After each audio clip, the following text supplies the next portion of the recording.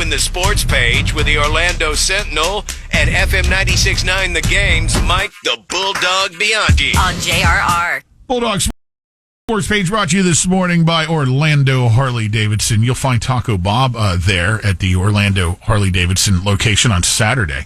Yeah, it's a Chrome coming 2020-25. They're going to have all the brand new 2025 Harleys out there, so hence Chrome coming. It's the homecoming of all of them. And we're going to have a bikini contest, a full bar, food trucks. It's going to be a big party. I'm there starting at 1. I found some BWO koozies. Excellent. Just a few left, so. All right. Hey, are you going to wear your thong? Are you wearing your thong out there? If you come out, I might. No. He's emceeing the contest, not participating in it. Yes. And Taco, speaking of, might be getting a little cocky this morning because his yard signs are going to get to stay in support of the Orlando Magic after the big win. That's right. The basketball gods have spoken. Taco does get to keep his yard signs up. The Magic's 4-game losing streak came to an end in a big way last night. They dominated the Sacramento Kings 130 to the Franz. Hey. Franz Wagner and Paolo Banchero were back to their old selves. Actually, Franz never went anywhere. The Magic shot 57% from the field, and are you ready for this? The worst 3-point shooting team in the league, 51.6% from 3-point range for the Magic. They committed only 11 turnovers. 8 of those came when the game was already decided late in the game. And again, the Franz, 31 points in just 3 quarters. He was amazing, scoring in every way possible. Drives, post-ups, spot-ups, step-backs. 5 of 6 from 3-point range. Paolo had 23 points and 9 assists. So hopefully this is a harbinger of things to come for the Magic. Maybe Paolo's finally getting back into the swing of things, and hopefully, again, this will be the start of something big. Going to get a little tougher Magic with a quick turnaround tonight at Denver. That's right, at Denver. Of course, Nikola Jokic, the best player in the league, will be waiting for the Magic tonight. Also, that game comes right after the trade deadline, which is today, 3 o'clock. We've already seen, obviously, a flurry of action in the NBA. The Mavericks' shocking decision to trade Luka Doncic to the Lakers for Anthony Davis. The Heat finally unloaded Jimmy Butler last night. They traded him to Golden State for Anthony Wiggins and some other assets. So we'll see what the Magic do today. The feeling, of course, is they need a shooter because, as I've mentioned ad nauseum, they are the worst 3-point shooting team in the league. But my feelings are, and I've said this on our show, I've written it, I say don't panic if you're the Magic. I think the Magic will organically get better in the final 30 games of the season. Once they get Jalen Suggs back, which hopefully and should be fairly quickly. You know that's going to make him better. Paolo's been struggling since his return. You know that's not going to continue. So they'll get better when he gets back to his old self, which maybe we saw last night. So those two factors in itself will make the Magic better. And why mess with the chemistry and camaraderie of this team? I say wait and see what happens. I'm telling you, dog, I told Pat early on in the show, I said, look, my Magic signs out in front, they were stuck in my garage 3 to 5 years, couldn't find them, cleaned the garage, knocked the dust off them, put them in the yard.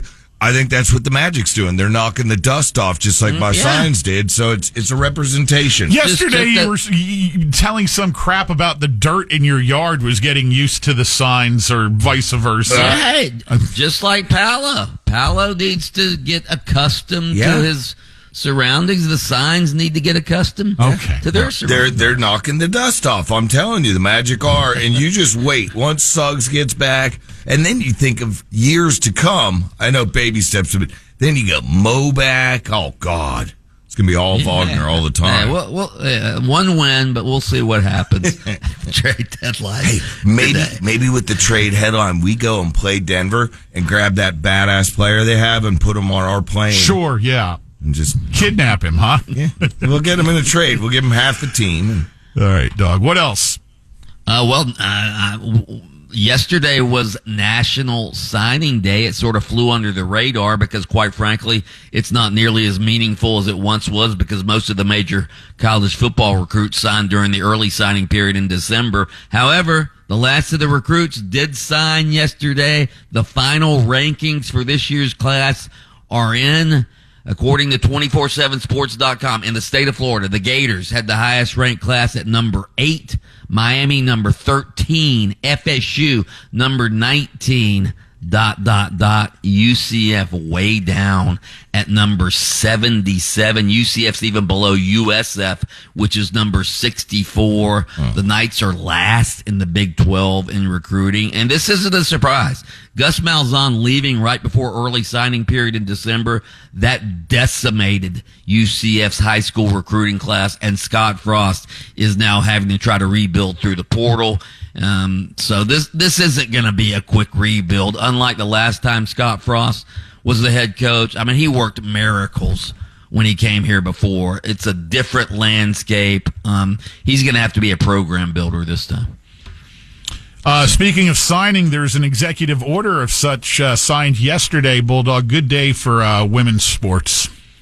Absolutely. And I don't know what took this so long. I don't know why the sports entities themselves, like the NCAA, the high school associations, yes, transgender athletes, as President Trump signed the ban yesterday, will not be allowed to compete in women's or girls' sports, competitive sports, moving forward, which I think everybody agrees with that, or most everybody, Republicans, Democrats, blacks, whites, Gators, Seminoles. I think everybody agrees with this, and I don't know why it had to become a big political issue. And I think if you don't agree with it, just pull up on YouTube that boxing match where that trained boxer got her ass handed to her by a dude.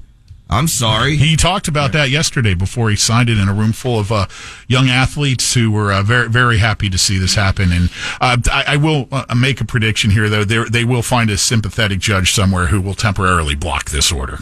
Well, again, most of the major sporting entities, from the U.S. Olympic Committee, they've already imposed this ban. So, all right.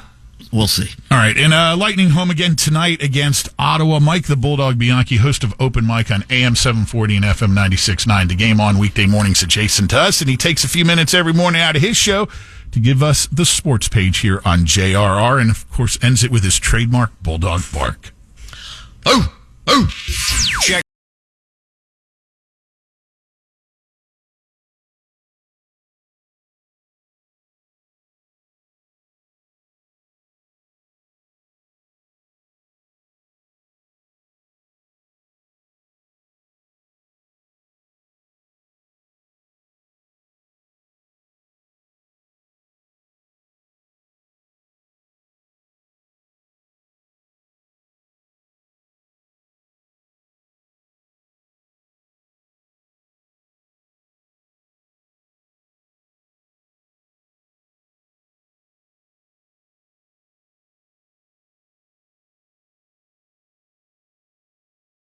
Check out the Lynch and Taco Off the Air podcast. New episodes posted every Thursday on the iHeartRadio app.